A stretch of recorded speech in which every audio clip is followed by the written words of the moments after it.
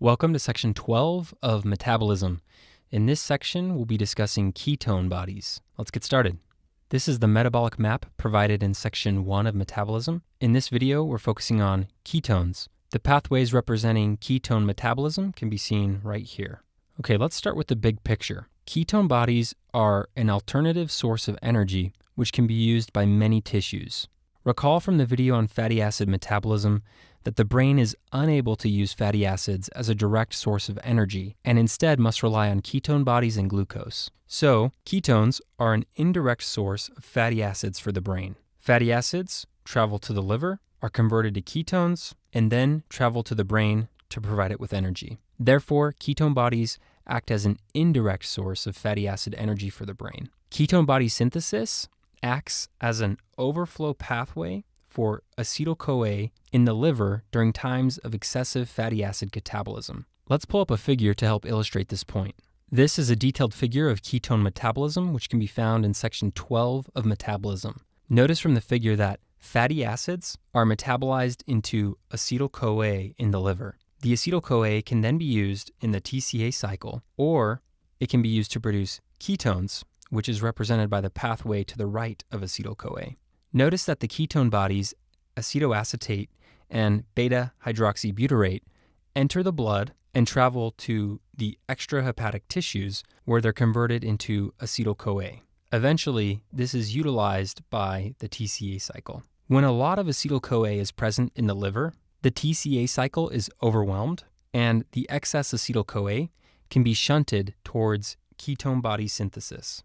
Okay, the next point states that red blood cells and hepatocytes cannot use ketones. This makes sense. Red blood cells lack mitochondria, which means they cannot use the TCA cycle. Because ketone utilization requires the TCA cycle, it should make sense that red blood cells cannot use ketones.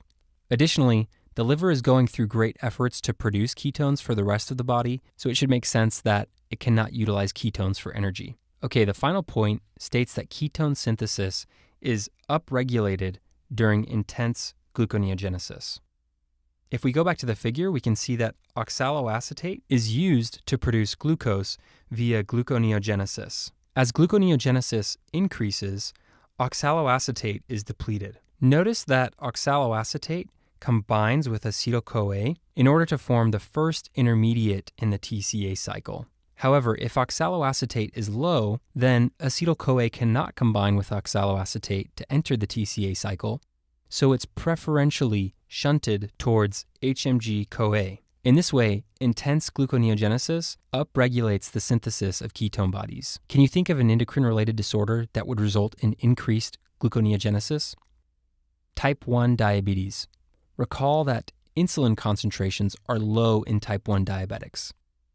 This signals to the liver that the body is starved of energy, so the liver responds by increasing gluconeogenesis.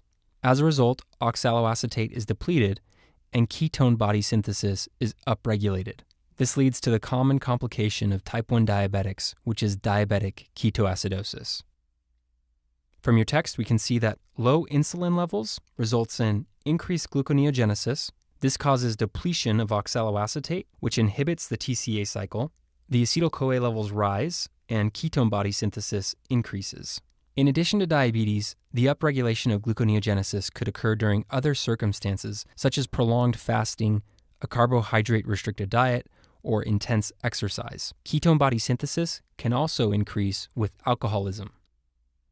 This is a detailed figure of ethanol metabolism, which can be found in the section on ethanol metabolism. Notice from the image that ethanol is converted into acetyl-CoA and that several molecules of NADH are formed in the process. Normally, malate is converted into oxaloacetate and forms NADH. However, in alcoholism, levels of NADH are high. From the figure, you can see that high NADH would inhibit the conversion of malate to oxaloacetate. Similar to intense gluconeogenesis, this results in depletion of oxaloacetate and inhibits the TCA cycle, resulting in increased acetyl-CoA. Because acetyl-CoA cannot enter the TCA cycle, it is shunted to ketone body synthesis. From your text, you can see that increased NADH results in increased shunting of oxaloacetate to malate.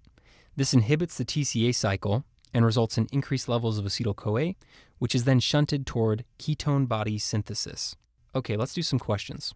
What two cell types are unable to utilize ketone bodies as an energy source?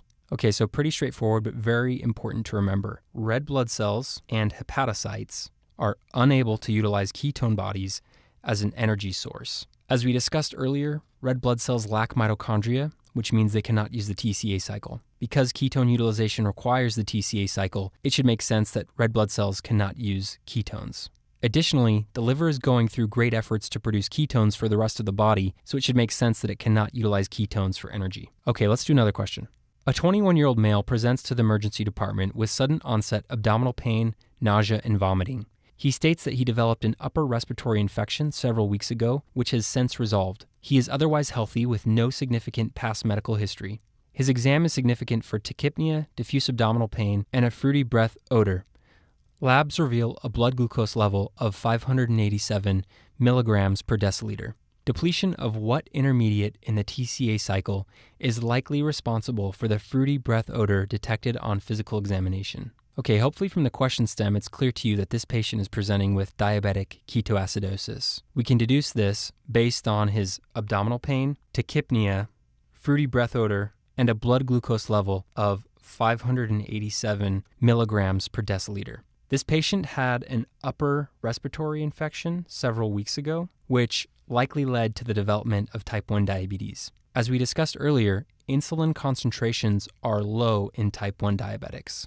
This signals to the liver that the body is starved of energy, so the liver responds by increasing gluconeogenesis. As a result, oxaloacetate is depleted and ketone body synthesis is upregulated. Recall that acetate is expired by the lungs and is responsible for the fruity breath odor detected in ketosis. So in answer to our question, oxaloacetate is likely depleted in the TCA cycle, which is responsible for the synthesis of ketones and is therefore responsible for the fruity breath odor detected on physical exam.